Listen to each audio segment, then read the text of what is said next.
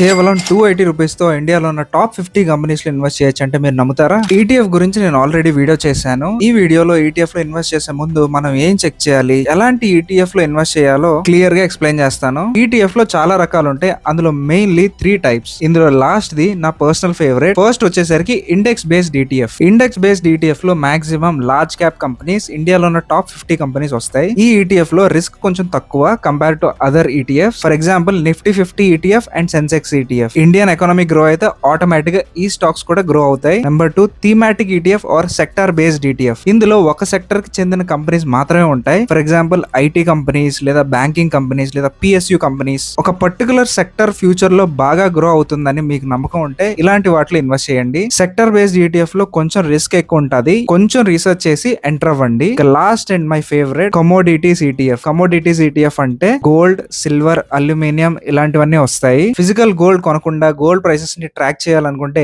ఈ ETFs use అవుతాయి. For example gold బీస్, సిల్వర్ బీస్ ఇలాంటి వాటిలో మీరు ఇన్వెస్ట్ చేయొచ్చు. ఇందులో కూడా కొంచెం రిస్క్ అయితే ఉంటుంది, ఎందుకంటే గోల్డ్ ఎప్పుడు పెరుగుతుందో ఎప్పుడు తగ్గుతుందో మనకు క్లారిటీ లేదు. ఏదైనా లాంగ్ టర్మ్ కోసం మీరు ప్లాన్ చేసుకుంటే ఎటువంటి ప్రాబ్లం ఉండదు. మాక్సిమం ఇండియన్ ఎకానమీ పెరుగుద్ది, అలాగే మీ మనీ కూడా సేఫ్ గా ఉంటుంది. పర్టికులర్ ఈటీఎఫ్ పిక్ చేసే ముందు ఇంకొన్ని స్పెసిఫికేషన్స్ అయితే మనం చెక్ చేయాలి. అవన్నీ నేను నా నెక్స్ట్ వీడియోలో చేస్తాను.